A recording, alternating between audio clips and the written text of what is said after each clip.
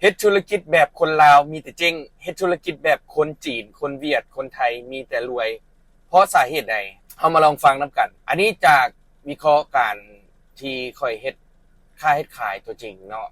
แล้วก็มาสังเกตเบิ่งหลายธุรกิจหลายค้าขายที่ว่าห่างหายเจ๊งไปตามกาลเวลาเพราะสาเหตุใดยกตัวอย่างคือธุรกิจขนส่งปัจจุบันข้าพเจ้าก็ดำเนินเฮ็ดอยู่แต่ว่าคู่แข่งมหาศาลคู่แข่งจำนวนหลายเฮ็ดธุรกิจที่ว่าบ่เน้นคุณค่าเน้นแต่การตัดราคาตัดขาคู่แข่งเนาะการตัดราคาก็ซ้ำกับตัดขาตัวเองอาจจะเฮ็ดให้เฮาป่วยไปถึงขั้นระยะสุดท้ายเนาะอาจจะเจ๊งไปเลยเกี่ยวกับการธุรกิจเนาะตัวนี้ฝากถึงผู้ประกอบการหลายๆท่านเนาะอย่าเน้นสร้างคุณค่าในการตัดราคาเนาะลดราคาแข่งกันค่อยเอามาถูกเท่าไหร่ค่อยแฮงขายถูกเท่านั้นอันนั้นแหละจะเฮ็ดให้ธุรกิจเจ้าเจ๊งไวที่สุดยกตัวอย่างคือธุรกิจสีแดงหรือว่าธุรกิจขนส่งหลายๆเนาะในช่วง3หรือ5ปีหลังนี้เป็นธุรกิจที่กำลังโดดเด่นมาแฮงแซงโค้งที่ว่าหลายธุรกิจเนาะที่ว่ายังคงรอดอยู่ปัจจุบันนี้คือแอปสีแดงเนาะ2แอปเท่านั้นเนาะอเฮือนแล้วก็อโออันนี้จะบ่ชื่อเป็นธุรกิจที่ว่าเป็นแปลนเนาะที่ว่ายังคงรอดอยู่ปัจจุบันนี้คือธุรกิจที่เน้นสร้างเน้นคุณค่าให้กับลูกค้าเนาะบ่ได้เน้นเรื่องการลดราคาแข่งกันธุรกิจเนาะบ่ว่าจะเป็นเจ๊งไปแล้วเนาะเดี๋ยวนี้กำลังงอมแงมอยู่ก็คือสีแดงที่ชื่อโมแมวเนาะจะบ่บอกเนาะอันนี้จะงอมแงมธุรกิจที่ว่าขนส่งที่เจ๊งไปแล้วนี่ก็มีหลายเนาะบ่ว่าจะเป็นมหาชนหรือว่าอีหยังต่างๆนี่เนาะให้ทุกคนไปศึกษาเอาเนาะไปเสิร์ชเอาตะกี้นี่ธุรกิจขนส่งอยู่ในสปป.ลาวนี่หลายแฮงเนาะแต่ว่าจะอยู่รอดคือธุรกิจที่เน้นสร้างคุณค่าบ่แม่นธุรกิจที่เน้นลดราคาแข่งกัน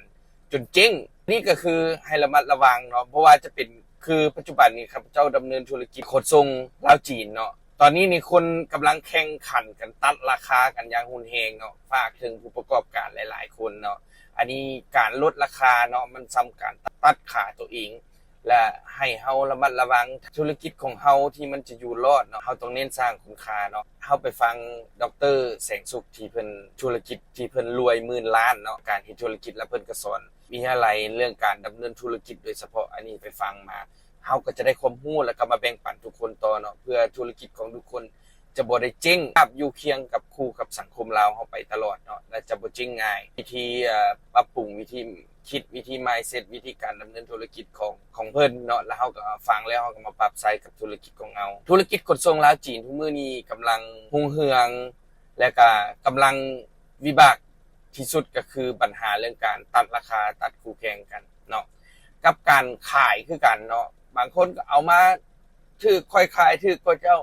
แต่ธุรกิจที่จะไปรอดที่จะร่ำรวยนะบ่แม่นธุรกิจที่จะมาแข่งขันด้านราคากับลดราคาเนาะธุรกิจที่จะร่ำรวยได้ก็คือธุรกิจที่เน้นสร้างคุณค่าให้กับผู้คนให้กับลูกค้าบริการยกตัวอย่างแอปสีแดงเนาะ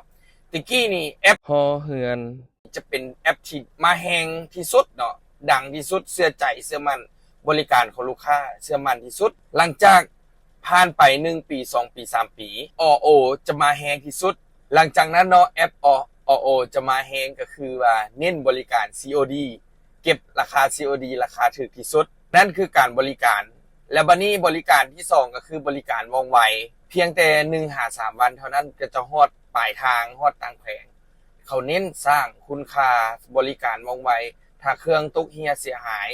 เขาก็มีการปรับปรุงบริษัทเพิ่มเขาเอิ้นว่าการบริการอันนี้แหละคือเอิ้นว่าการสร้างคุณค่าให้กับลูกค้าเท่านั้น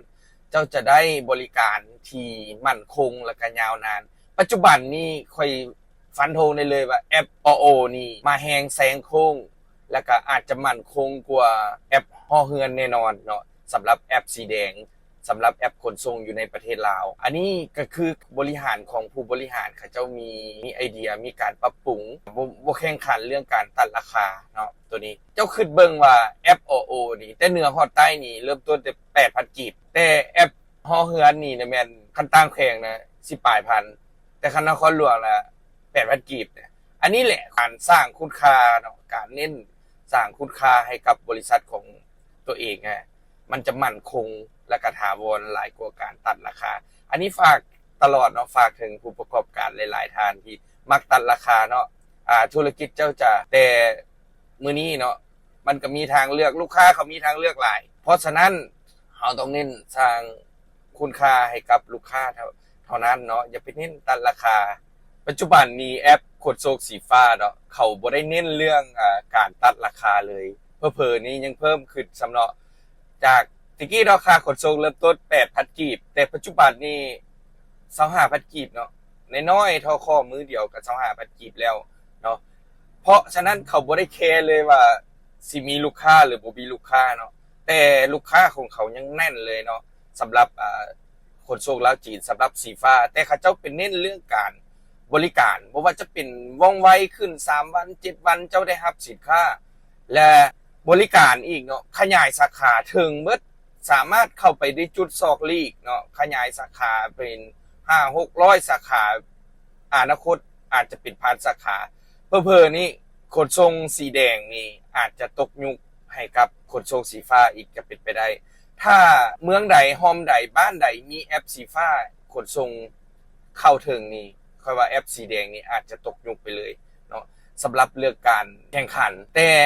เขาบ่ได้แคร์เลยว่าสำหรับแอปสีฟ้านี้เนาะเขาบริหารยอมรับเขาเจ้าผู้บริหารเขาเจ้าเก่งเขาเจ้าเข้าใจเรื่องการบริหารธุรกิจอยู่บ้านเขาแล้วเขามาปรับใช้อยู่บ้านเฮ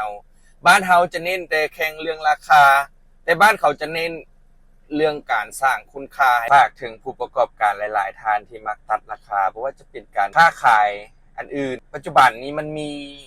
ทางอ้อมหลายเนาะมันมีรายจ่ายทางอ้อมในการดำเนินการค้าขายดำเนินธุรกิจเนาะเพราะว่าจะเป็นค่าพนักงานค่าน้ำค่าไฟทุกอย่างมันเพิ่มขึ้นค่ารายจ่ายทางอ้อมเนาะสำหรับการดำเนินธุรกิจหลากหลายแห่งเนาะถ้าว่าจะเอากำไรมินกำไรเนี่ยธุรกิจเจ้าอาจจะเจ๊ง2ปี3ปี5ปีเท่านั้นเนาะถ้าเฮาอยากธุรกิจของเฮามั่นคงไปได้ยาวนานคู่กับสังคมไปตลอดเฮาต้องเน้นหาจุดขายจุดกำไรเพื่อคุ้มธุรกิจของเฮารายจ่ายทางอ้อมนี่มีหลากหลายแห่งสำหรับการดำเนินธุรกิจเนาะมีฝากถึงสำหรับผู้ประกอบการคนลาวเนาะอย่าเน้นแข่งเรื่องราคาเน้นแข่งเรื่องการสร้างคุณค่าให้กับลูกค้าเนาะเพื่อธุรกิจของเฮาจะได้ยาวนานเนาะคู่กับสังคมอันนี้ก็ฝากอันนี้แนะนำเลยให้ไปฟังเรื่องดร.แสงสุขเรื่องการบริหารธุรกิจเพิ่นสอนค่อยก็เป็น FC แล้วผู้นึงที่มักแฮงเรื่องการสอนบริหารธุรกิจเฮาก็ต้องไปเอาแบบอย่างธุรกิจต่างประเทศเนาะคือเขาจะมั่นคงเส้นประเทศเขาจะร่ำรวยก็ย้อนว่าการบริหารการสร้างธุรกิจของเขาเจ้าดีหลายและก็เป็นเลิศเนาะอันนี้ก็ฝากถึงเนาะถ้าผู้ใดมีความคิดเห็นแบบใดก็สามารถแชร์เข้ามาคอมเมนต์เข้ามาแชร์ประสบการณ์กันได้เนาะว่ามีความคิดเห็นแบบใดแตกต่างจากข่อยบ่อันนี้ก็มาเล่าสู่กันฟังเนาะมีแต่คอมเมนต์สุภาพอย่างสร้างสรรค์เพื่อธุรกิจของเฮาของทุกคนก็จะได้ไปอย่างมั่นคงและก็ปลอดภัยเนาะที่สำคัญก็คือบ่เจ๊งเนาะขอให้ทุกธุรกิจทุกคนขอให้ผู้ประกอบการทุกท่านอยู่ในสปป.ลาวเฮาก็มีความมั่งคั่งรุ่งเรืองเจริญรุ่งเรืองเนาะธุรกิจขอให้ร่ำให้รวยทุกๆคนเนาะเพื่อประเทศชาติของเฮาก็จะได้มีความผาสุกเนาะร่ำรวยๆเส้นประเทศอ้อมข้างแล้วก็นานาประเทศเนาะ